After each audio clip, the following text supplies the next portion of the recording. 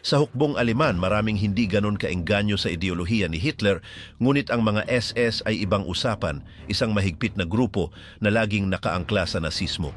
Direktang sumasagot sila kay Himmler at ang kanilang hinahanap ay mga batang Aleman na handang magbigay ng buhay para sa kanilang bansa.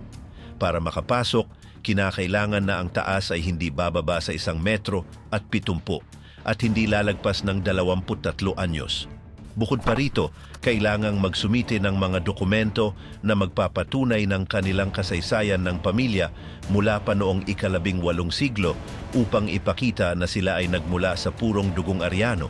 Isang napakalimitadong grupo ito at napakalimlim na wala nang nakakaalam kung ano talaga ang nangyari sa loob pagkatapos ng pagtatapos ng digmaan, kaya tanging ang mga nakaranas lamang ang tunay na nakakaalam.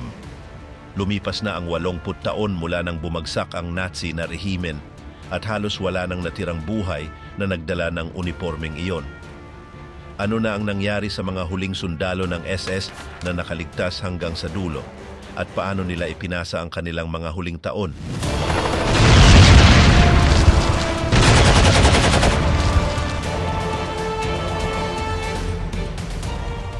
Ang huling sundalo ng Brodfi. Si Jaroslav Hunka ay ipinanganak noong 1925 sa isang lugar na noon ay bahagi ng Polonya at ngayon ay nasa loob ng Ukraine. Bilang isang kabataan, sa kalagitnaan ng digmaan, nagpasya siyang magboluntaryo sa Dibisyong Galicia, isang unit ng militar na itinatag ng mga Nazi na binubuo ng mga Ukrainian na nais pigilan ang pagsulong ng mga Sobyet. Ang dibisyong ito ay ipinagtaguyod sa Waffen-SS. Sa kanyang pagsasanay, nakunan siya sa mga larawan sa mga lugar tulad ng Munich at Neuhammer, nakasuot ng uniforme at nasa hanay. Noong 1944 nang ipadala ang kanyang dibisyon upang depensahan ang lungsod ng Brody, tinalo sila ng husto. Mula sa 15,000 na nagsimula, 3,000 na lamang ang natira. Mula sa mga natirang buhay, muli silang nag-organisa sa Slovakia. Doon, inasikaso nila ang mga partisang nag-alsa laban sa mga Aleman. Pagkatapos, ipinadala sila sa Slovenia kung saan nakipaglaban sila laban sa mga puwersa ni Tito. Noong panahong iyon, pinuri ni Himmler ang unit. Nagbigay siya ng mga pahayag na walang pasubali tungkol sa mga pagbabagong ayon sa kanya, kanilang dinala sa rehiyon. Matapos ang pagkatalo ng Alemanya, natapos si Hunka sa United Kingdom. Sumali siya sa mga asosasyon ng mga Ukrainian na nanirahan doon pagkatapos ng digmaan.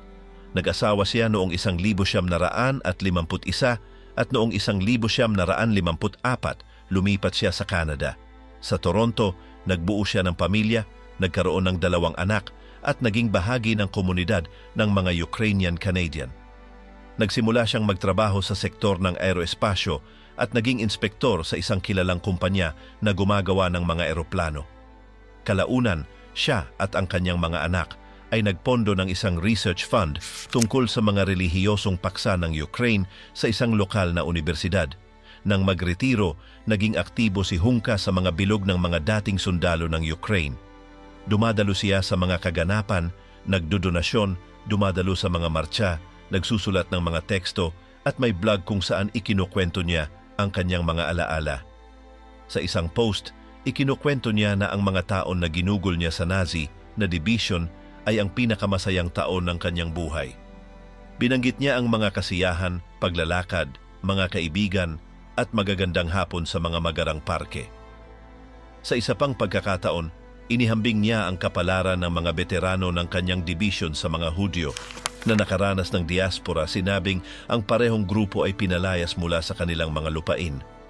Noong 2022, sa kanyang 77 taon, lumabas si Hunka sa telebisyon habang nagpoprotesta laban sa pagsalakay ng Rusya sa Ukraine. Patuloy pa rin siyang dumadalo sa mga aktibidad at nagbibigay ng opinyon tungkol sa kasalukuyan. Noong 2023, sumabog ang isang internasyonal na iskandalo nang inimbitahan siya ng tagapagsalita ng Bahay ng Commons ng Canada sa parlamento upang tumanggap ng parangal. Kasabay ng araw na iyon, dumalaw ang Pangulo ng Ukraine na si Zelensky at ipinakilala si Hunka bilang isang veterano na lumaban para sa Ukraine laban sa Rusya. Lahat ay pumalakpak, pati na si Zelensky, ang kanyang asawa, at ang punong ministro na si Trudeau. Nang maglaon, lumabas na si Hunka ay naging bahagi ng Waffen-SS. Doon nagsimula ang lahat. Mga organisasyong Hudyo, mga media mula sa buong mundo, mga politiko at mga embahada, lahat ay nagpahayag ng kanilang pagkondena sa parangal. Ipinagdiinan na ang Dibisyong Galicia, kung saan naging bahagi si Hunka, ay inakusahan ng pagsasagawa ng mga pagpatay ng mga sibilyan sa Polonia at Ukraine. Bagamat hindi personal na inakusahan si Hunka, ang koneksyon niya sa unit na iyon ay sapat na upang magdulot ng galit. May ilang grupong neo-Nazi pa nga na nag-iwan ng mga bulaklak sa isang monumento sa Canada bilang pasasalamat sa kanyang nakaraan. Ang universidad na tumanggap ng pondo mula sa kanyang pamilya ay kinansela ang pondo at ibinalik lahat ng pera. Kinailangan humingi ng tawad ni Trudeau. Ang speaker ng parlamento na nag-organisa ng ovasyon ay nagbitiw sa kanyang posisyon. Hiniling ng Polonia na siya ay ipatapon dahil sa kanyang ginawa noong digmaan at isinama siya ng Rusya sa listahan ng mga hinahanap para sa genocide. Pati Interpol ay pinadalhan ng kanilang kahilingan. Ngunit sa kabila ng lahat ng ito, si Yaroslav Hunka na ngayon ay may 100 taon na sa taong 2025 ay nananatili sa kanyang bahay sa Canada. Namumuhay siya ng tahimik sa North Bay, dumadalo sa mga pampublikong kaganapan ng komunidad ng mga Ukrainian at patuloy na nagbibigay ng mga panayam. Wala siyang hatol at hindi dumaan sa anumang paglilitis. Siya pa rin ang parehong tao na pinapalakpakan ng nakatayo ng hindi na isasalang ang anumang pagsisiyasat. Klaus Barbie, ang katay na kailanman ay hindi yumuko ang ulo. Ipinanganak si Klaus Barbie noong 1913 sa isang lungsod sa Alemanya malapit sa Bonn. Ang una niyang layunin ay mag-aral ng teolohiya, ngunit nagbago ang lahat sa pagkamatay ng kanyang ama. Noong 1935 sa edad na 22, sumali siya sa SS at nagsimulang magtrabaho para sa serbisyo ng seguridad ng rehimen. Sa simula, sinanay siya bilang tagapagtanong. Ginamit niya ang pagsasanay na iyon sa loob ng maraming taon na nagresulta sa malulupit na kahihinatnan. Nang sakupin ng Alemanya ang Netherlands noong 1940, ipinadala siya sa Amsterdam para sa mga gawaing paniniktik. Pagkalipas ng 2 taon, inilipat siya sa Pransya. Una siyang napunta sa Dihon, ngunit di nagtagal ay nagtapos siya sa Lyon. Doon siya hinirang bilang lokal na pinuno ng Gestapo. Mula sa posisyong iyon, siya ang nag-organisa ng mga pag-aresto, pagpapahirap at deportasyon. Nakilala siya sa palayaw na ang Katay ng Leon. Ayon sa opisyal na tala, higit sa 4,000 tao ang pinaslang at humigit kumulang 7,500 Hudyo ang ipinadeport sa ilalim ng kanyang pamumuno. Kabilang sa kanyang mga kilalang aksyon ay ang pagsalakay sa isang tahanan ng mga batang refugee sa Izyew. Inaresto niya ang 44 na bata at 7 matatanda. Karamihan sa kanila ay ipinadala sa Auschwitz. Namatay sila pagkarating pa lamang. Isa pa sa kanyang mga biktima ay si Jean Moulin, isa sa mga pinuno ng French Resistance. Ininteroga siya ni Barbie sa loob ng 3 linggo. Hindi nagsalita si Moulin, namatay siya dahil sa mga pagpapahirap bago pa man mailipat sa Alemanya. Umalis si Barbie sa Lyon noong 1944, isang buwan bago dumating ang hukbong Amerikano. Bumalik siya sa Alemanya at patuloy na lumaban hanggang sa matapos ang digmaan. Pagkatapos ay nawala siya. Inilista siya ng Pransya bilang isang war criminal. Hinahanap din siya ng United Nations. Hindi bababa sa 2 beses siyang naaresto, ngunit walang kumilala sa kanya. Noong 1946, gamit na niya ang isang peking pangalan at naninirahan sa Marburg. Nakikipagtulungan siya sa ibang mga Nazi upang muling mag-organisa. Kinabukasan, isang ahente ng hukbong Amerikano ang nakakita sa kanya. Sa halip na arestuhin siya, ginamit siya bilang impormante. Hanggang 1951, nagbibigay siya ng impormasyon tungkol sa mga Pranses, mga Sobyet at mga grupong kontrakomunista. Nang humiling ang Pransya ng kanyang extradition, tumanggi ang mga Amerikano. Natakot silang baka masyado siyang maraming alam. Nagpasya silang palihim siyang ilabas ng bansa. Sa parehong taon, inayos nila ang isang lihim na pag-alis papuntang Timog Amerika. Naging bahagi siya ng tinatawag na Rat Line. Gamit ang pekeng pasaporte, nanirahan siya sa Bolivia kasama ang kanyang asawa at mga anak. Binago niya ang kanyang pangalan sa Klaus Altman. Habang nililitis siya in absensya sa Pransya at hinahatulan ng kamatayan, nagtatayo siya ng mga negosyo sa La Paz. Nagbebenta siya ng mga armas, gumagawa ng mga koneksyong politikal at naging isang negosyanteng may pasaporteng diplomatiko ng Bolivia. Sa loob ng higit sa 2 dekada, namuhay siyang payapa. Nakapaglakbay pa nga siya patungong Europa at Estados Unidos nang walang problema. Noong 1971, isang mag-asawang Nazi hunter sina Serge at Beate Klarsfeld ang nakatuklas ng kanyang tunay na pagkakakilanlan. Natunton nila siya sa Peru at nagsimula ng kampanya upang siya ay maharap sa hustisya. Bumalik si Barbie sa Bolivia. Pinrotektahan siya ng pamahalaang militar. Nananatili siya roon hanggang 1980 nang bumagsak ang rehimen. Noong 1983, siya ay inaresto at ipinadala sa Pransya. Nilitis siya dahil sa pagsalakay sa Isieux at sa iba pang mga deportasyong kanyang inorganisa sa Lyon. Hindi siya kinasuhan sa pagkamatay ni Moulin. Sa paglilitis, tumestigo ang ilang tao, kabilang sina Sabine Zlatin, ang tagapagtatag ng Tahanang Pambata, at Lea Feldblum, ang nag-iisang nakaligtas sa mga deportadong bata. Sinubaybayan ng buong Pransya ang proseso. Hindi lamang ito paglilitis sa isang tao, kundi pati na rin sa isang panahon. Noong 1987, siya ay napatunayang nagkasala. Hinatulan siya ng habambuhay na pagkakakulong. Hindi siya kailanman humingi ng tawad. Sinabi niyang ipinagmamalaki niyang pinamunuan niya ang itinuturing niyang pinakamahusay na unit militar ng Ikatlong Reich.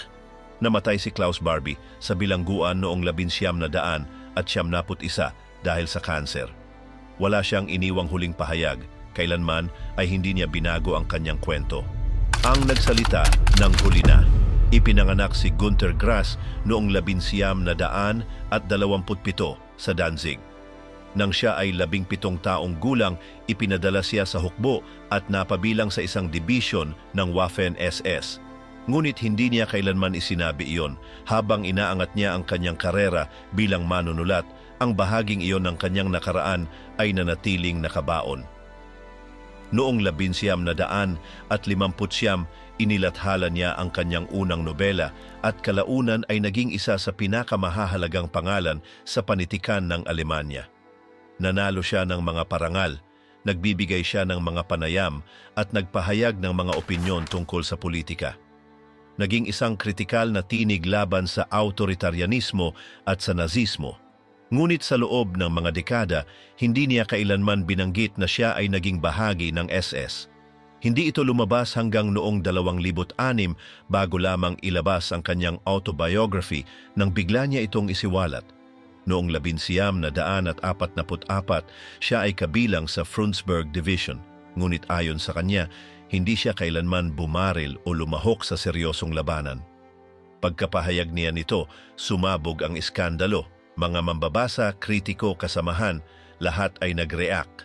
Ang ilan ay ipinagtanggol siya sa pag-amin, habang ang iba naman ay inakusahan siya ng pagkukunwari sa matagal niyang pananahimik.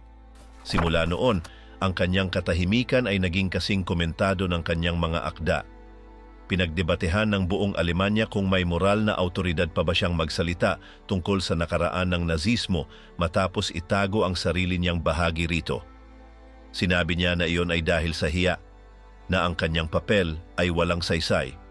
Ngunit sinundan siya ng isyong ito hanggang sa kanyang kamatayan. Ang nakapagtataka ay may mga nagsabing, tulad ni Editor Klaus Wagenbach, na ikinuwento na raw ito ni Grass ng pribado noong dekada 60. Ipinagtanggol din siya ng ilan dahil sa kabataan niya noong siya ay sumali, tulad ni Salman Rushdie at Vargas Llosa. Sinabi rin niya na siya ay nadala ng tukso ng kapangyarihang nakaapekto sa maraming kabataang lalaki ng kanyang henerasyon. Gayunpaman, hindi kailanman lumitaw ang impormasyong ito sa kanyang mga talumpati, panayam o mga libro.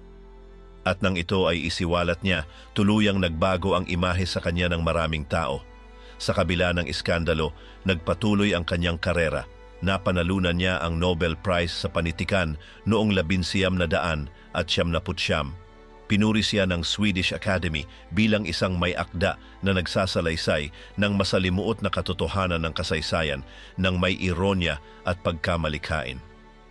Naging bahagi rin siya ng kilusang Aleman na may layuning harapin at iproseso ang nakaraan ng nazismo. Naglathala pa siya ng mga aklat, lumahok sa mga debate at hindi siya tumigil sa pagsasalita. Ngunit ang kanyang pangalan ay nanatiling nakakabit sa mahabang katahimikang iyon.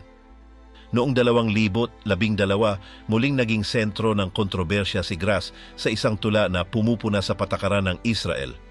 Idineklara siya ng Israel bilang persona non grata. Ipinagtanggol niya ang sarili sa pagsasabing may karapatan siyang magpahayag ng opinyon tulad ng sinuman. Samantala, patuloy siyang inaanyayahan sa mga kaganapan, binibigyan ng mga parangal at ang kanyang mga libro ay patuloy na inilalathala. Sa kanyang mga huling taon, patuloy siyang nagsulat, nagpahayag ng mga pananaw at nanatiling aktibo sa pampublikong eksena. Hindi niya kailanman binago ang kanyang bersyon tungkol sa ginawa niya noong siya ay 17 taong gulang. Ngunit hindi rin niya napilit ang mga tao na kalimutan niyon. Namatay siya noong Abril ng 2015 sa edad na 87 sa Lübeck dahil sa impeksyon sa baga. Inilibing siya sa isang pribadong seremonya sa Behlendorf, ang bayang kanyang tinirhan sa loob ng 2 dekada. Sa kanyang kamatayan, mas pinag-usapan ang kanyang pananahimik kaysa sa kanyang mga naisulat. Pinarangalan siya ng marami bilang isa sa mga dakilang manunulat ng ika-20 siglo, ngunit pinuna rin siya sa matagal niyang pananahimik tungkol sa kanyang nakaraan. Inilipat ang kanyang mga personal na tala sa mga institusyong pangkultura at ang kanyang bahay sa Lübeck ay ginawang museo. Doon nakaimbak ang kanyang mga guhit, eskultura, aklat at mga recording. Buhay pa rin ang kanyang pamana, ngunit hati. Para sa ilan, isa siyang konsensyang kritikal ng Alemanya. Para sa iba, simbolo siya ng dobleng moralidad. Walang hindi nakakilala sa kanya.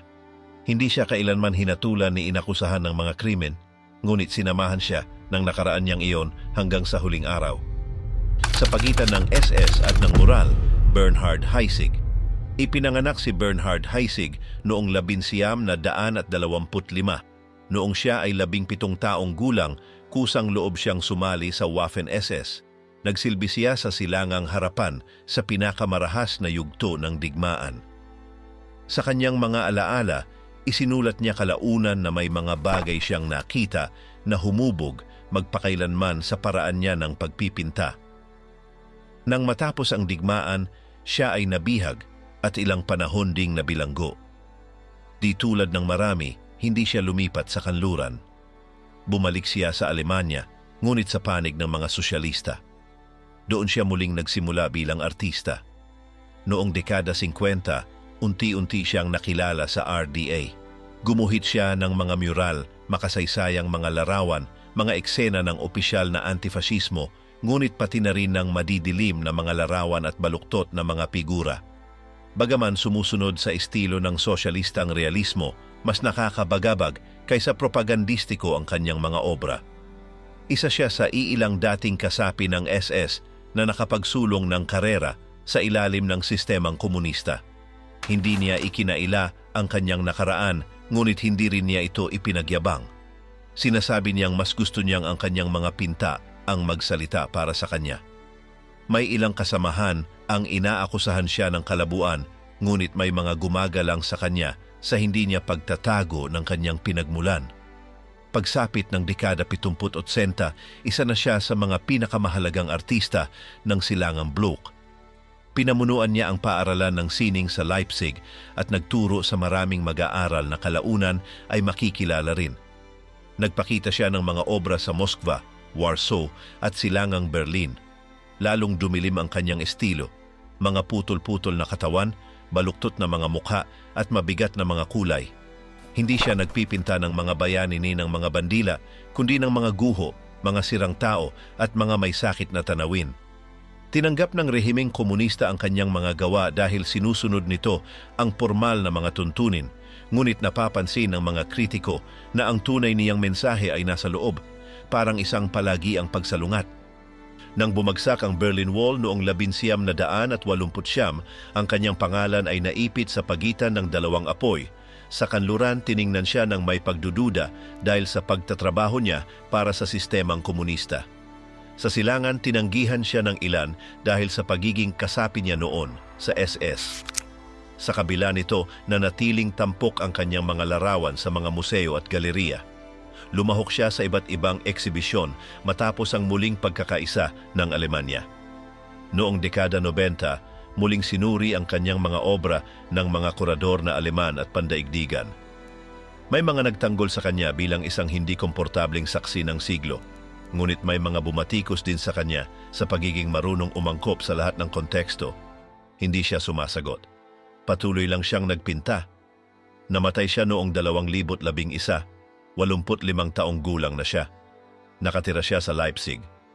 Walang opisyal na mga parangal ni malalaking kontrobersya. Tinalakay ng medyang pangkultura ang kanyang pagpanaw, ngunit walang iskandalo. Karamihan sa kanyang mga obra ay napunta sa mga pampublikong koleksyon. Inilarawan siya ng ilan sa kanyang mga mag-aaral bilang isang mahigpit, ngunit bukas palad na guro. Binabanggit siya sa mga aklat ng sining, ngunit hindi palaging binibigyang diin ang kanyang nakaraan. Ipinasa ang kanyang arkibo sa mga institusyon ng dating RDA. Nakasabit pa rin ang kanyang mga pinta sa mga museo ng Berlin, Dresden at iba pang mga lungsod. Ang kanyang kasaysayan ay nakahabi sa kasaysayan ng Alemanya. Digmaan, diktadura, pagputol, katahimikan. Wala nang iba pa. Otto Kumm, ang pinunong patuloy na nag-utos. Ipinanganak si Otto Kumm noong 1900. Sumali siya sa SS bago pa sumiklab ang digmaan at dumaan sa iba't ibang unit hanggang sa naging komandante. Pinamunuan niya ang Dibisyong Leibstandarte at kalaunan ang Totenkopf. Ang kanyang mga tauhan ay lumahok sa mga operasyong paglilinis at pagpaparusa sa iba't ibang bansang sinakop. Nang magsimulang bumagsak ang harapan, siya ang namuno sa Balkans. Sa huling mga buwan ng tunggalian, patuloy pa rin siyang nag-uutos sa gitna ng ganap na kaguluhan. Nahuli siya sa Austria at isinuko sa mga Amerikano. Nakulong siya, ngunit hindi kailanman formal na nilitis. Nang siya ay palayain, bumalik siya sa Alemanya at nanirahan sa Munich. Noong 1951, itinatag niya ang HIAG, isang samahan ng mga dating kasapi ng Waffen-SS.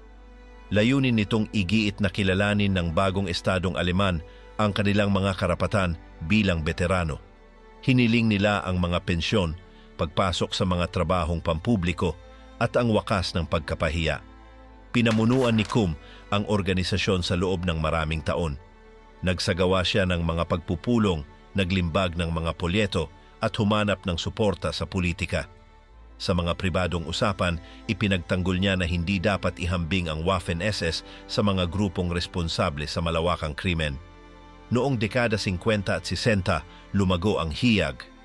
Umabot ito sa mahigit 20,000 kasapi. Si Kumm ang naging pangunahing mukha nito.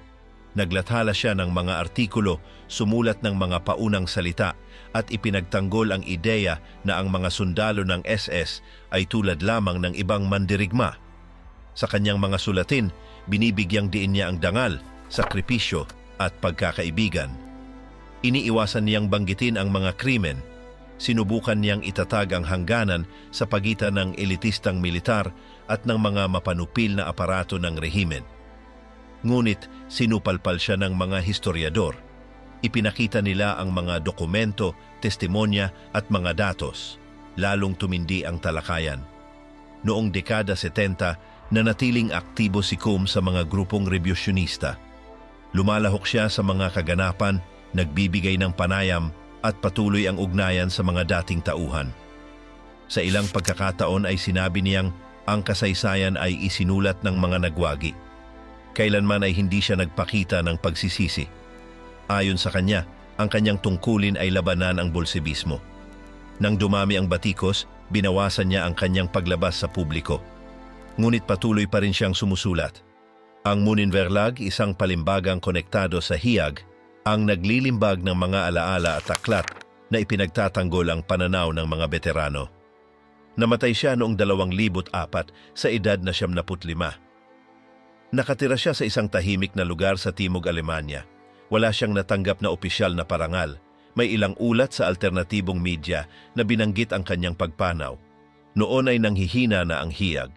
Kaunti na lamang ang mga kabataang interesado sa nalalabing bahagi ng grupong iyon ng dating mga sundalo. Naiwan ang kanyang pamana sa mga polyeto, talaan ng mga pagpupulong at mga aklat na sila mismo ang naglathala. Ang mga arkibo ng samahan ay iniimbak sa mga pribadong pundasyon. Ang kanyang mga opinyon ay patuloy na binabanggit sa mga pag-aaral tungkol sa panahon ng digmaan at rebusyonismo. Lumilitaw ang kanyang pangalan sa hanay ng mga nagtangkang baguhin ang opisyal na naratibo mula sa anino. Wala nang iba pa. Ang tagapagsalita na nagmula sa harapan. Ipinanganak si Franz Schwab Huber sa Alemanya noong 1923. Noong 1942, nagboluntaryo siya para sa Waffen-SS at ipinadala sa Silangang Harapan. Lumahok siya sa mga operasyong militar sa pinakamarahas na yugto ng digmaan. Pagkatapos ng labanan ay nabihag siya at ilang panahon na nasa kustudiya, ngunit nakabalik siya sa kanlurang Alemanya nang hindi nahatulan. Nanatili siyang tahimik tungkol sa kanyang nakaraan at sinamantala ang kaguluhan matapos ang digmaan upang bumuo ng bagong pagkakakilanlang propesyonal. Mula noong dekada 50 ay nagsimula siyang magtrabaho bilang mamamahayag sa mga rehiyonal na media. Tinanggap siya ng mga lokal na dyaryo sa Bavaria at unti-unting nakilala. Noong dekada 60 ay nakikipagtulungan na siya sa pampublikong telebisyon ng Bavaria, ang Bayerischer Rundfunk. Sa loob ng 3 dekada ay pinanatili niya ang isang matatag na karera na may regular na ulat at pakikipagtulungan. Kilala siya sa kanyang tradisyonal na estilo na walang kontrobersya. Kailanman ay hindi siya nagsalita tungkol sa politika ni sa kanyang kabataan. Sa mga opisyal na talaan ng istasyon ay walang banggit tungkol sa kanyang pagiging bahagi ng SS. Wala ni isa sa kanyang mga kasamahan ang nakakaalam o kung alam man nila ay piniling manahimik. Noong dekada 90 ay naglathala siya ng isang autobiografiya. Ang aklat ay tila isang personal na kronika ng panahon matapos ang digmaan, ngunit ilang bahagi nito ang nagdulot ng mga problema. Ibinaba ang pananagutan ng SS at ipinahiwatig na hindi lahat ng miyembro ay sangkot sa mga krimen. Malabo ang mga pahayag, ngunit malinaw ang mensahe. Hindi niya itinuring ang kanyang sarili na may kasalanan. Ang publikasyong iyon ay nakatawag ng pansin ng mga historiador at aktivista. Maraming artikulo ang nagsimulang magsuri sa kanyang naging landas. Sa huli, nakumpirmang siya nga ay naging bahagi ng Waffen-SS at itinago niya ang impormasyong ito sa buong buhay niya bilang manggagawa sa media. Nag-react ang istasyon. Siya ay tinanggal sa trabaho ng walang opisyal na pahayag. Hindi siya nagbigay ng tugon. Wala siyang naging panayam o paglilinaw. Lumipat siya sa mas maliit na bahay, malayo sa sentro, at nawala sa pampublikong tanawin. Ilang panahon siyang iniuugnay sa mga grupo ng veterano, ngunit hindi na muling lumitaw sa media. Inalis sa mga tindahan ang kanyang libro at ilang kopya na lamang ang kumalat sa mga alternatibong publikasyon. Mula noon, naging paksa siya ng mga pag-aaral tungkol sa katahimikan, hinggil sa nakaraang Nazi sa mga institusyong pangkultura pagkatapos ng digmaan. Namatay siya sa simula ng dekada 2000 sa Bavaria. Walang coverage sa pambansang pamamahayag? Isang maikling patalastas lamang sa isang lokal na diaryo na walang anumang banggit sa kanyang nakaraan. Walang institusyon ang humiling sa kanyang personal na mga tala. Ang telebisyong pinagtatrabahuan niya sa loob ng mahigit 30 taon ay hindi naglabas ng pahayag ng pamamaalam. Ilang kabataang mamamahayag ang muling nadiskubre ang kanyang kaso pagkalipas ng ilang taon habang sinusuri nila ang ugnayan sa pagitan ng mga medyang Aleman at mga dating kasapi ng rehimen. Natapos ang kanyang kasaysayan sa ilang talata lamang sa mga ulat tungkol sa kultural na panlulusot kung saan binanggit ang kanyang pangalan bilang halimbawa kung paanong maraming dating miyembro ng SS ang nakapasok sa lipunan nang walang kinahinatnan. Nabuhay siya ng maraming dekada sa loob ng sistema, nagsalita sa harap ng kamera, sumulat ng mga artikulo, at sa bandang huli lamang nalaman kung sino talaga siya. Wala nang iba pa. Erich Kern ang nagsusulat para lamang sa kanila. Ipinanganak si Erich Kern noong 1906 sa Graz. Noong kabataan niya, sumali siya sa mga grupong sosyalista at komunista bago siya lumipat sa mga ultranasyonalistikong kilusan ng Austria. Sa huli ay sumali siya sa Partidong Nazi ng Austria noong ito ay illegal pa. Noong 1934 siya ay inaresto dahil dito at ilang panahon na nakakulong. Kalaunan ay nakakuha siya ng trabaho bilang mamamahayag sa isang diaryong kontrolado ni Hermann Göring at pagkatapos ay naging hepe ng pamamahayag ni Gauleiter Bürkel. Sa panahon ng digmaan ay naging hepe siya ng pamamahayag ng mga Gauleiter at naging opisyal din ng Waffen-SS na may ranggong Obersturmbannführer. Nahuli siya sa pagtatapos ng labanan at ikinulong sa isang kampo ng mga Amerikano hanggang 1948. Pagkalaya niya, nagsulat siya ng isang aklat tungkol sa kanyang mga karanasan sa digmaan. Isinulat niya ito ilang buwan lang matapos siyang palayain kahit na ipinagbawal sa kanyang maglathala. Sa aklat na yon ay ipinagtanggol niya ang pananakop sa Unyong Sobyet sa pagsasabing ito ay isang misyon upang gawing sibilisado ang mga Ruso. Noong 1949 ay lumipat siya sa kanlurang Alemanya at tuluyang nagpakasangkot sa pagsusulat. Naglabas siya ng mga nobela at tekstong historikal sa mga pahayagang makarebisyonista.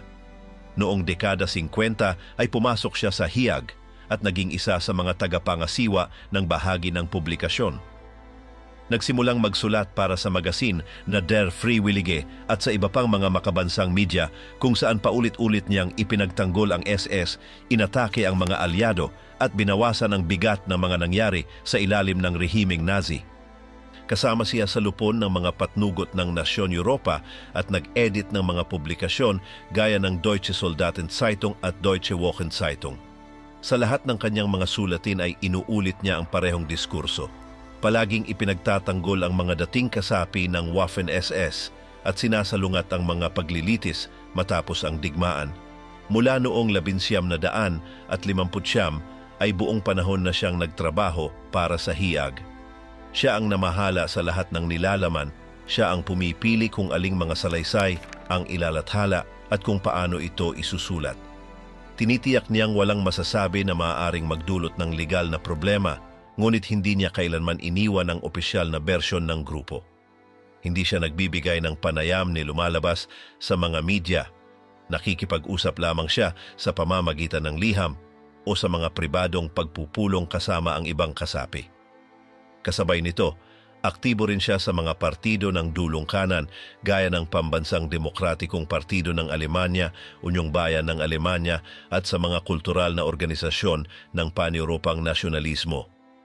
Lumahok siya sa mga pagtatangkang pag-isahin ang mga radikal na sektor ng bansa at nagpatuloy sa pagsusulat para sa mga magasin ng dulong kanan hanggang dekada 70.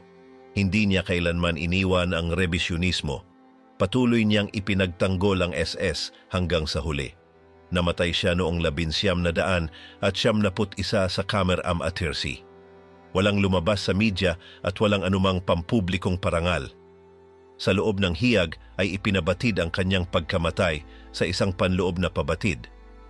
Sa labas ng mga lupon ng rebisyonismong Aleman na wala ang kanyang pangalan, wala nang iba pa. Karl Wolf, Operasyon Bukang Liwayway, ang ipinagbabawal na kasunduan. Sa simula ng 1945, nagsimulang kumilos si Karl Wolf ng mag-isa. Hindi na siya naniniwalang mananalo pa ang Alemanya, pero ayaw din niyang mapasakamay ng mga komunistang partisano ang hilagang bahagi ng Italia. Noong ika-6 ng Pebrero, pumunta siya sa Berlin at humarap kay Hitler. Ikinuwento niya ang mga koneksyong naipundar niya para makipag-usap sa mga alyado. Binanggit niya si Cardinal Schuster na kilala niya noong panahon niya sa Milan. Walang sinabi si Hitler. Para kay Wolf, ang katahimikang iyon ay isang tanda ng pahintulot. Si Ribbentrop na naroroon din ay tumango at di naglaon ay lumipad patungong Sweden para gawin ang sarili niyang mga pakikipagkasundo. Nagpatuloy si Wolf sa kanyang plano. Binago niya ang layunin. Hindi na siya maghahanap ng armistisyo para sa buong Reich, kundi para lamang sa Hilagang Italia. Mas gusto niyang mapasakamay ito ng mga Ingles at Amerikano kaysa sa mga partisano. Noong ika-8 ng Marso, nasa Switzerland na siya. Sinalubong siya ni Allen Dulles, ang pinuno ng mga espiya ng Estados Unidos. Naglatag si Dulles ng isang kondisyon: kailangang palayain ni Wolf si Ferruccio Parri, isang leader partisano. Sumang-ayon si Wolf. Nangako rin siyang kaya niyang kumbinsihin ang marsyal na si Kesselring na sumuko, pero kalaunan ay nalaman niyang natanggal na ito sa tungkulin at pinalitan na ni Vietinghoff. Gayunpaman, noong ika-11 bumalik siya sa Switzerland. Sa pagkakataong iyon, mas marami ng tao sa mesa. 2 general ng mga alyado ang dumating na may pekeng pagkakakilanlan. Nakaabot na sa mga Sobyet ang balita tungkol sa mga pagpupulong na ito at sila ay galit na galit, ngunit hindi sila inimbitahan ng mga Amerikano. Sa pagpupulong, sinabi ni Wolf na kakausapin niya si Kesselring at kukumbinsihin si Vietinghoff. Nangako siyang hindi niya susundin ang anumang utos na may kinalaman sa pagpatay ng mga bilanggong pampulitika. Pumutok agad ang iskandalo sa mga Ruso. Inakusahan ng mga Sobyet ang mga Amerikano ng palihim na pakikipagnegosasyon. Samantala, bumagsak ang plano ni Ribbentrop sa Sweden. Nang malaman ni Hitler, nagalit siya ng labis. Sinabi niyang walang nagsabi sa kanya. Natakot si Himmler. Inakusahan niya si Wolf ng pagtataksil at ipinag-utos na bantayan ang asawa nito. Pinangasiwaan lahat ni Kaltenbrunner. Pati paglabas ng bahay ng asawa ni Wolf ay ipinagbawal. Sinubukang magsumbong ni Wolf kay Hitler mismo pero pinigilan siya ni Himmler. Gayunpaman, nagpatuloy siya sa tinatawag nilang Operasyon Bukang Liwayway. Noong ika-13 ng Abril, nalaman ni Himmler na hindi siya sinunod ni Wolf at ipinatawag siya sa Berlin. Pumunta pa rin si Wolf. Sa pagpupulong ay nagkaroon ng matinding pagtatalo. Nagbanta si Wolf, "Kung ipapapatay ninyo ako, isasama ko kayo." Dinala siya ni Kaltenbrunner kay Hitler. Una munang nagsalita si Kaltenbrunner, pagkatapos ay si Wolf. Inakusahan siya ni Hitler ng pagkilos ng walang pahintulot. Sinagot ni Wolf na sapat na ang katahimikan noong ika-6 ng Pebrero bilang pahintulot. Sinabi niyang nakaabot siya sa mga lider ng alyado. Ayon kay Wolf, tinanggap ni Hitler ang paliwanag. Sinabi nitong sinuwerte siya na kung pumalpak siya ay itatapon siya tulad ni Hess. Pinayagan siyang magpatuloy, pero inutusan siyang magdala ng mas magandang kasunduan. Ang isang pagsuko na walang kondisyon ay hindi katanggap-tanggap. Noong ika-20 ng Abril, bumalik si Wolf sa Hilagang Italia at nakumbinsi si Vietinghoff na ipagpatuloy ang usapan, pero nakarating na sa kanila ang epekto ng mga reklamo ng mga Sobyet. Ayaw na nina Churchill at Truman na makialam pa. Sa araw ding iyon, kinansela ng alyado ang operasyon. Nalaman ito ni Wolf habang nasa Switzerland. Naghintay siya ng pagbabago ng desisyon, pero wala nang nangyari. Pinauwi siya ni Himmler. Tinawagan din siya ni Cardinal Schuster. Sinabi nitong hinihintay na siya ng mga partisano sa Milan para pag-usapan ang pagsuko. Ayaw iyon ni Wolf. Gusto lang niyang magkaroon ng sapat na oras upang ayusin ang lahat sa mga Amerikano. Noong ika-26 ng Abril ay napaligiran siya ng mga partisano sa isang villa. Naroon din si Graziani na nag-abot sa kanya ng isang papel na pumapayag sa pagsuko ng hukbo ni Mussolini. Isang Swiss na opisyal na kasangkot sa mga pag-uusap ang nakumbinsi ang isang Amerikanong kontak na pumasok at palayain si Wolf. Pagkalabas niya, inutusan niya ang SS na itigil ang labanan sa Milan. Kinabukasan, bumalik siya sa Bolzano. Doon niya nalaman na gusto ulit makipag-usap ng mga alyado. Nangako si Wolf na ang pagsuko ay magaganap sa ikalawang araw ng Mayo, pero bumalik na si Kesselring sa pamumuno. tinanggal niya si Vietinghoff at pinalitan ni Schulz. Ayaw makipag-usap ni Schulz, ganun din si Kesselring. Kaya ipinahuli ni Wolf si Schulz. Pagkatapos ay nakumbinsi niya si General Herr ng ikasampung hukbo na sumuko. Kinumperma niya ang petsa kay Alexander. Ilang sandali lang nalaman niyang nagpakamatay na si Hitler. Matapos ang pagtatalo kay Kesselring, napilit niya itong pumayag. Pumayag din sa huli si Schulz. Noong 2 ng Mayo, sumuko ang mga tropang Aleman sa Italia. Pagkatapos ng digmaan, nahuli siya ng mga Amerikano noong Mayo.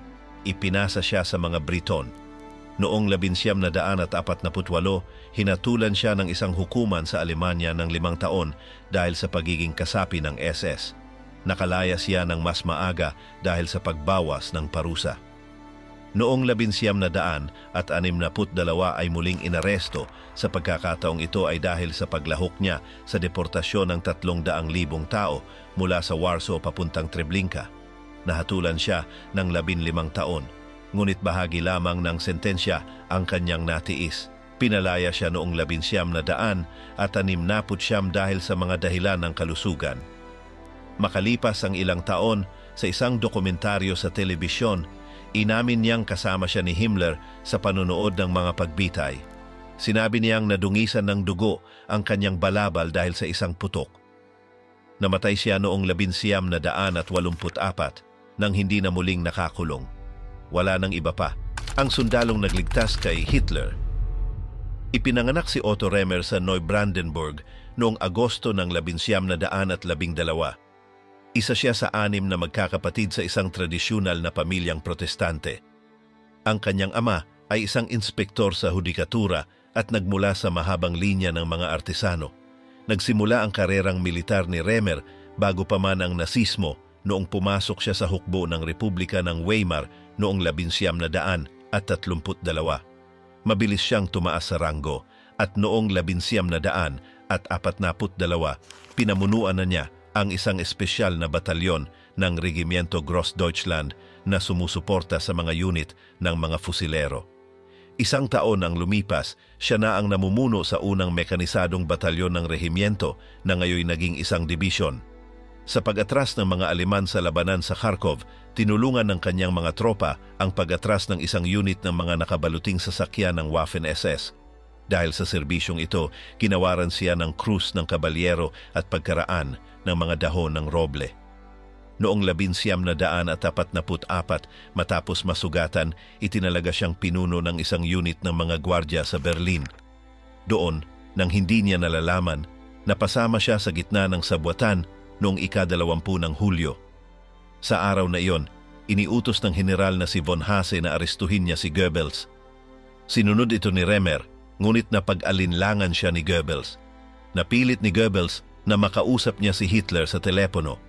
Hiniling ng Führer na kilalanin siya sa boses at nang makumpirma ito ni Remer, agad siyang binigyan ng direktang utos upang wakasan ang kudeta. Sa mismong araw ding iyon, siya ay na-promote. Ikinuwento mismo ni Remer ang lahat ng ito sa harap ng kamera makalipas ang maraming taon nang walang anumang pagsisisi. Lumahok din siya sa isang dokumentaryo kung saan nagbibigay siya ng payo sa isang aktor na gaganap bilang siya. Pagkatapos ng nabigong pag-atake, bumalik siya sa harapan. Pinamunuan niya ang brigada ng eskorta ng Führer, isang unit na binubuo ng mga kawal mula sa Grossdeutschland. Sa silangang Prussia, marami silang nasawi ngunit kakaunti ang tagumpay. Inilipat sila sa Ardennes noong Disyembre at muli silang nakaranas ng mabibigat na kaswalti. Noong 1945, na-promote siyang Major General at binigyan ng utos na pamunuan ang bagong tatag na dibisyon. Nabigo na naman siya, inilipat niya ang unit sa Silesia ngunit hindi nagbunga ng maganda. Nahuli siya ng mga tropang Amerikano at nakulong hanggang 1947.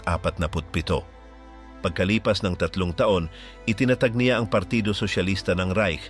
Ito ay hayagang maka-neonazi. Umabot ito sa libu-libong boto at mga upuan sa mababang Saxony at Bremen. Ngunit noong 1952, ipinagbawal ito ng hukuman ng Alemanya. Noong dekada 90, hinatulan si Remer dahil sa pagtangging naganap ang Holocaust sa ilan sa kanyang mga isinulat. Upang makaiwas sa kulungan, lumipat siya sa Espanya. Doon niya sinuportahan ang mga teorya ni Leuchter at Rudolf, nakilala rin sa pagtanggi sa mga krimeng Nazi.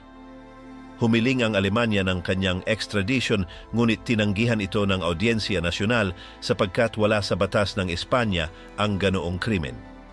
Hindi siya binigyan ng asylum o estado bilang refugee.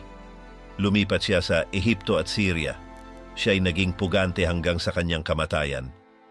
Namatay siya noong 1997 sa Marbella nang hindi muling nakapasok sa kulungan. Wala nang iba.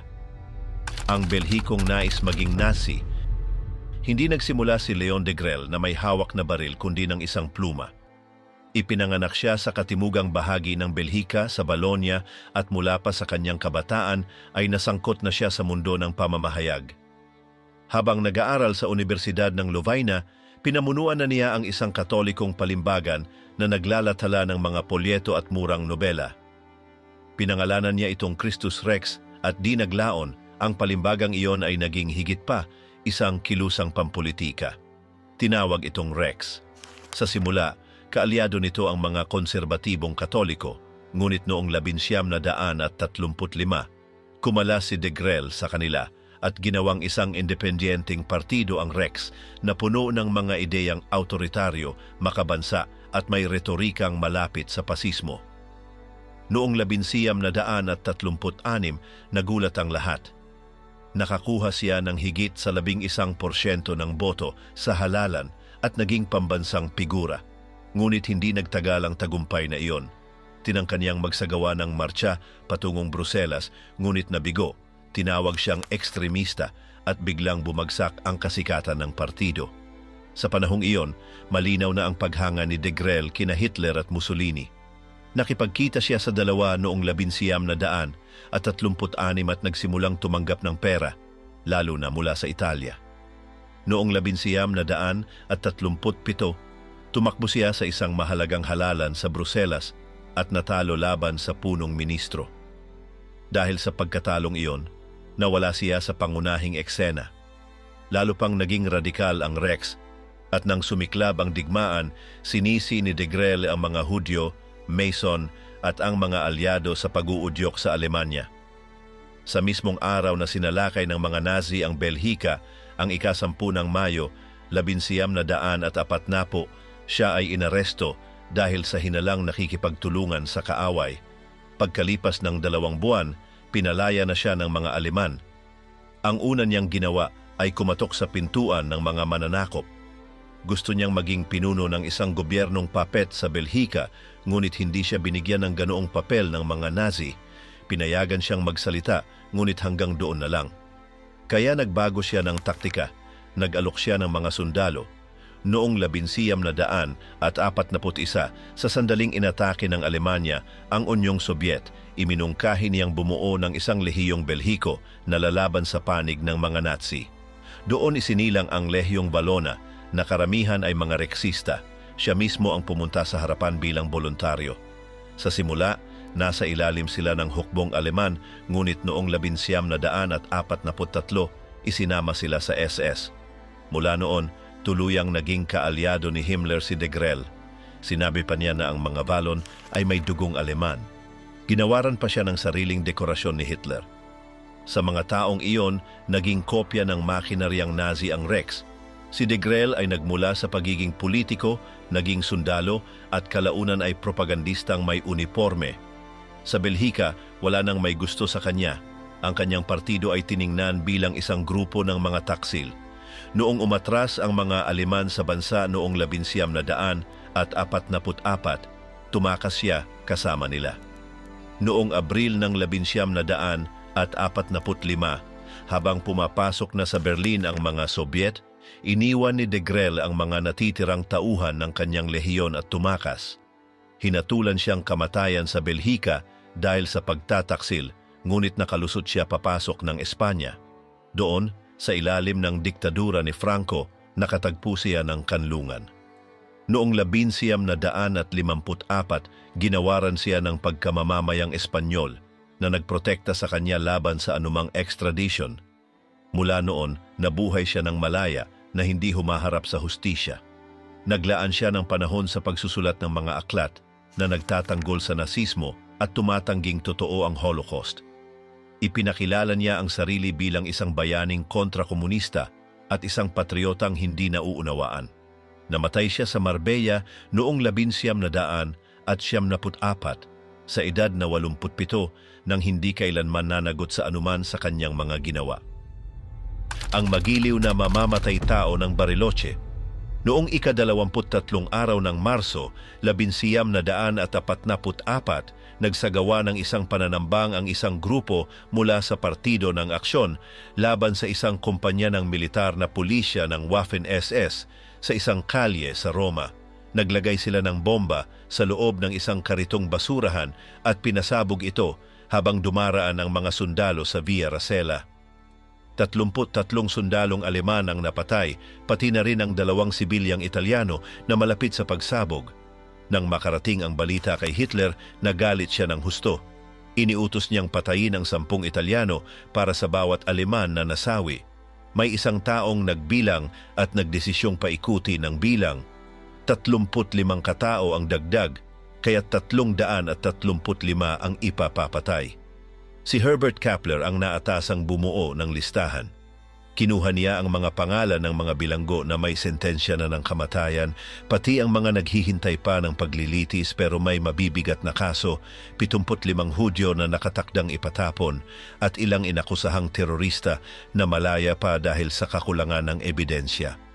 Dinala sila mula sa iba't ibang kulungan sa Roma na noon ay nasa ilalim ng kontrol ng mga Nazi, ng SS, ng pasistang rehimen at ng kanilang mga milisya. Noong ika-24 ng Marso, si Erich Priebke kasama si Karl Haas at iba pa mula sa SS ang nagkarga sa mga pinili papunta sa mga truck ng militar. Dinala nila ang mga ito sa isang abandonadong minahan sa labas ng syudad, ang mga Fosas Ardeatinas. Pinapasok sila ng palima-lima, sunod-sunod at pinaputukan sa ulo.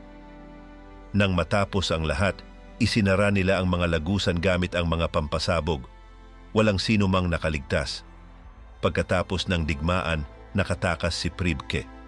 Noong 1946, nakatakas siya mula sa isang kampo ng mga bilanggo sa Rimini. Sa Roma, binigyan siya ng peking mga dokumento at agad siyang lumipad papuntang Timog Amerika. Sandaling nanirahan siya sa Buenos Aires at pagkatapos ay lumipat sa Bariloche sa Patagonia. Doon niya ginugol halos ang buong buhay niya. Pinakilala niya ang sarili bilang Erico at kilala siya bilang isang magiliw, magalang at matulunging tao. Iginagalang siya ng mga tao. Walang sino man ang nagsalita tungkol sa kanyang nakaraan. O baka mas pinili lang ng lahat na huwag pansinin ito. Maraming pari ang tumulong sa kanyang pagtakas. Ilan ay mula sa Timog Tirol, ang iba naman ay mga Kroata. Isa sa mga mahalaga ay si Krunoslav Draganovic na tumulong sa kanyang paggalaw sa Europa at sa pagpasok sa isang lihim na network na tumutulong sa mga Nazi na makalabas ng kontinente. Sa Bariloche, tahimik ang buhay ni Priebke. Hanggang sa noong 1991, lumabas ang pangalan niya sa isang aklat ni Esteban Buch kasama ng iba pang mga Aleman na nagtatago sa lugar. Kasabay nito, isang Amerikanong mamamahayag na si Sam Donaldson ay naghahanap kay Reinhard Kops, isa ring dating SS na nakatira roon. Si Kops, sa pagsisikap na mailigtas ang sarili, siya ang nagbunyag. Sinabi niyang ang tunay na mabigat na kriminal ay si Priebke. Doon na nagbago ang lahat. Hinanap siya ni Donaldson. Noong 1974, nakita niya itong naglalakad sa kalye. Ininterview niya ito kaagad. Inamin ni Priebke ang lahat. Sinabi niyang sumusunod lamang siya sa utos, na ginagawa lang niya ang ipinag-uutos sa kanya. Wala ni isang bakas ng pagsisisi. Nang tinawag siyang kriminal ng digmaan, basta na lamang niyang tinapos ang usapan. Nagkagulo sa Bariloche. Marami ang ayaw maniwala. Nagkaroon pa ng mga kampanya para ipagtanggol siya. Sinasabi nilang isa siyang huwarang kapitbahay, na marami siyang ginawang mabuti, na imposibleng siya ang halimaw na sinasabi nila. Pero habang lumilipas ang panahon, nabunyag ang mga katotohanan.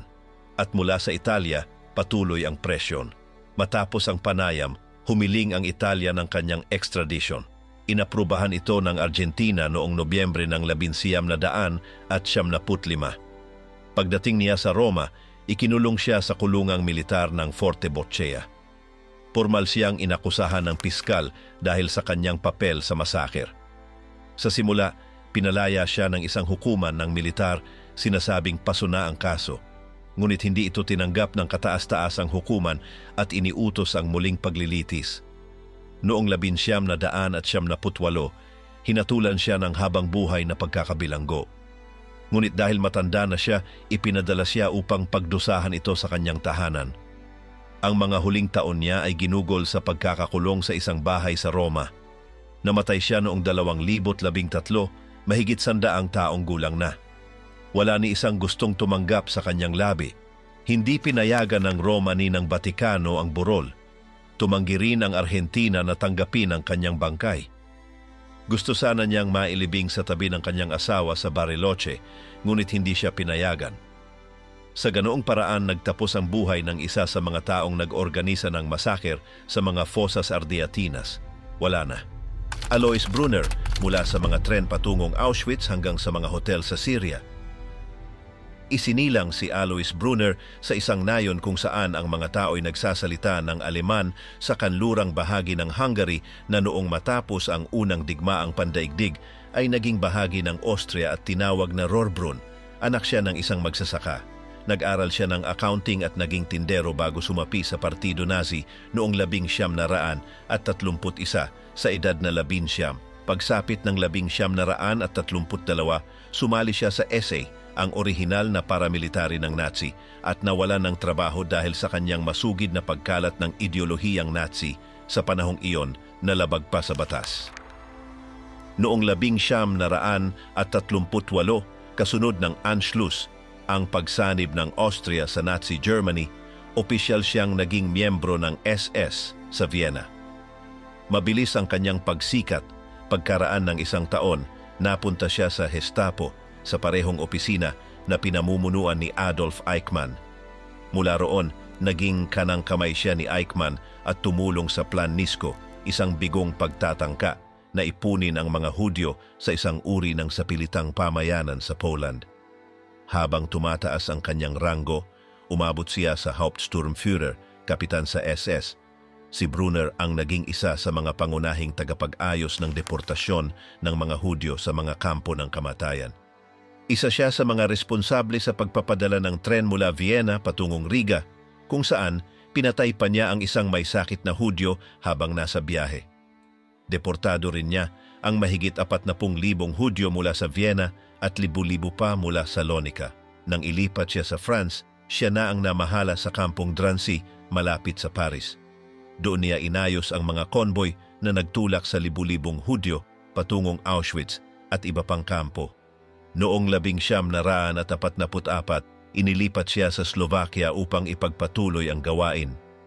Sa mga huling buwan ng Ikatlong Reich, nagpadala pa siya ng higit sa 13,000 tao patungong Bergen-Belsen at iba pang kampo. Halos walang nakabalik matapos ang digmaan, nawala si Brunner sa kaguluhan ng panahon.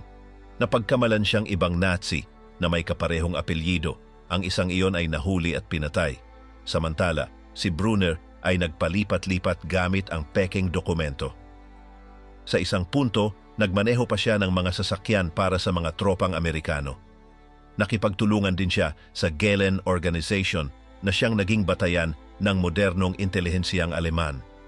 Noong 1954, gamit ang pasaporte mula sa Red Cross, nakatakas siya. Dumaan siya sa Roma, nagbenta ng armas sa Egypt at tuluyang nanirahan sa Syria.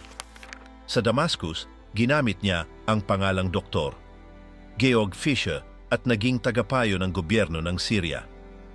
Pinaniniwala ang nagturo siya ng mga teknik ng interogasyon at torture, mga kasanayang nakuha niya noong nasa SS pa siya. Sa loob ng mga dekada, hindi siya hinayaang maaresto. Maraming Nazi mga mangangaso ang nagtangkang dakpin siya, tulad ni Beate Klarsfeld at Simon Wiesenthal, ngunit palaging ipinagtanggol siya ng rehimeng Assad.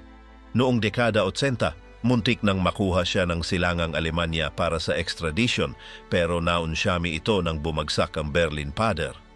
Noong dekada 90, nag-alok ang Alemanya ng gantimpala para sa impormasyon ukol sa kanyang kinaroroonan. 2 beses siyang tinangkang patayin gamit ang mga bombang ipinadala sa Koreo. Noong 1961, nabulag ang isa niyang mata. Noong 1980, naputol ang ilan niyang daliri. Pinaniniwalaang ang Mossad ang nasa likod ng mga ito. Noong 2001, hinatulan siya ng France in absentia ng habang buhay na pagkabilanggo para sa kanyang papel sa pagpapadala ng daan-daang batang Hudyo sa mga kampo noong 1944. Hindi siya kailanman humarap sa hukuman.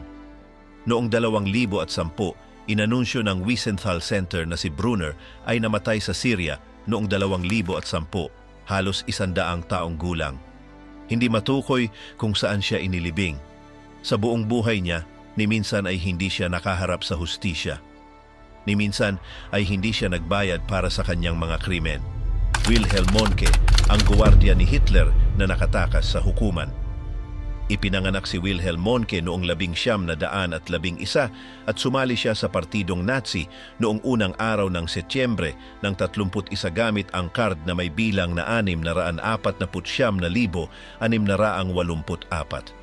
2 buwan ang lumipas, nasa SS na siya bilang 15,541 at agad siyang nagsimulang umangat. Nang maging kansilyer si Hitler noong Enero ng 33, inutusan mula sa punong himpilan ng SS ang bawat rehimento na pumili ng 3 natatanging sundalo para sa isang unit ng personal na tanod. Noong Marso, siya ang napili at ipinadala sa SS Stabswache Berlin, ang unit na responsable sa pagbabantay sa tanggapan ng kansilyer. Noong Agosto, pinamunuan na niya ang isang kumpanya at noong Setyembre, pinalitan ang pangalan ng unit bilang SS Sonderkommando Berlin. Matapos ang isang panloob na pagsasanib, naging pinuno siya ng 3 kumpanya ng 2 batalyon. Hindi nagtagal at lumipat siya sa unang dibisyon ng Leibstandarte SS Adolf Hitler at mula roon, umarangkada ang kanyang karerang militar. Sa kampanya sa Polonia noong Setyembre ng 39, aktibo na siya. Nasugatan siya noong 7 at ipinadala sa isang ospital sa Praga. Dahil sa pinsalang iyon, binigyan siya ng itim na medalya at makalipas ng ilang linggo ng 2nd klaseng krus ng bakal sa pagtatapos ng buwan at ang unang klaseng krus noong Nobyembre. Sa opensiba sa Pransya noong Apatnapo, pinamunuan niya ang 5 kumpanya ng 2 batalyon at noong 28 ng Mayo, siya na ang namuno sa buong unit matapos masugatan ng komandante. Sa panahong iyon, iniugnay siya sa pagpatay sa 80 bihag na Briton at Pranses malapit sa Wormhout, pero hindi siya kailanman dinala sa paglilitis. Sa kampanya sa Balkans, malubha siyang nasugatan noong 6 ng Abril ng 41 sa isang pambobomba ng mga Yugoslav. Halos mawalan siya ng isang paa pero naisalba ang bahagi ng kanyang paa. Noong Disyembre, iginawad sa kanya ang gintong Aleman na krus. Noong Marso ng 42, inilipat siya sa isang batalyon ng pamalit at makalipas ang 1 taon, noong unang araw ng Setyembre ng 43, itinatag ang 12 SS Panzer Division Hitlerjugend na binubuo ng mga kabataang isinilang noong 1926, habang ang mga opisyal ay mga veterano. Si Mohnke ang naging pinuno ng 2nd rehimento ng dibisyong iyon, ang 26 na SS Panzer Grenadier. Ang rehimentong iyon ay naiuugnay sa pagpatay ng 35 bihag na Kanadyano sa Fontenay-le-Pesnel, ngunit hindi siya nausig dahil walang sapat na ebidensya. Ayon sa kanya, ang pananakit ng kanyang paa ang dahilan kung bakit siya umiinom ng morpina, ngunit hindi napatunayan kung nakaapekto iyon sa kanyang mga desisyon. Mula Marso ng 42 hanggang Mayo ng 43, pinamunuan niya ang batalyon ng pamalit ng Leibstandarte at noong Setyembre, sinimulan niyang pamunuan ang 26 na rehimento. Ang rehimentong ito ay may hindi karaniwang estruktura.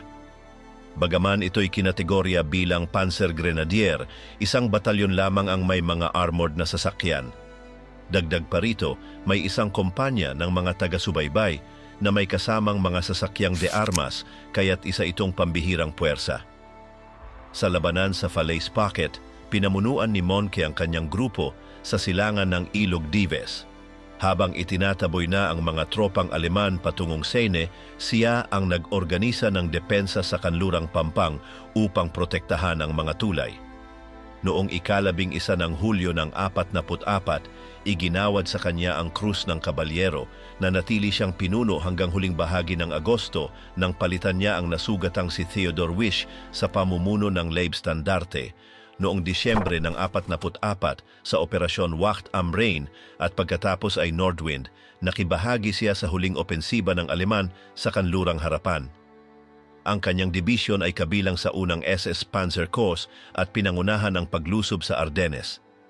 Dahil sa kakulangan ng gasolina, nagpatuloy sila sa paggabante ng Salat. Noong ika-17 ng Disyembre, nakuha ng grupo ni Piper ang ilang imbakan sa Bühlingen at sa parehong araw, pinatay nila ang mahigit 60 Amerikanong bihag sa Malmedy. Samantala, naipit ang tropa ni Monke dahil sa mga nasirang tulay. Noong ika-24 ng Disyembre, tumigil ang opensiba. Sa kabila ng pag-atake mula sa himpapawid noong unang araw ng Enero, hindi na sila nakabante pa. Noong ika-27 ng Enero, opisyal na itong tinapos. Makalipas ang 3 araw, itinaas ang ranggo ni Monke bilang SS Brigade Führer. Ipinadala siya sa Hungary kung saan muli siyang nasugatan sa isang pambobomba. Nagkaroon din siya ng problema sa pandinig at inilagay sa hukbong pamalit. Pagkatapos gumaling, inatasan siya ni Hitler na pamunuan ang depensa ng distrito ng pamahalaan ng Berlin, kabilang na ang tanggapan ng kansilyer at ang silong. Ang kanyang himpilan ay nasa mga lagusang nasa ilalim ng lupa. Binuo niya ang Kampfgruppe Monke na binubuo ng mga nalalabing bahagi ng iba't ibang unit, mga milisya at mga tanod. Mayroon silang halos 2,000 tao sa hanay ng mga sundalo, tagapagtanggol laban sa himpapawid, mga tauhan ng seguridad at mga mag-aaral sa pagsasanay na palilibutan na sila.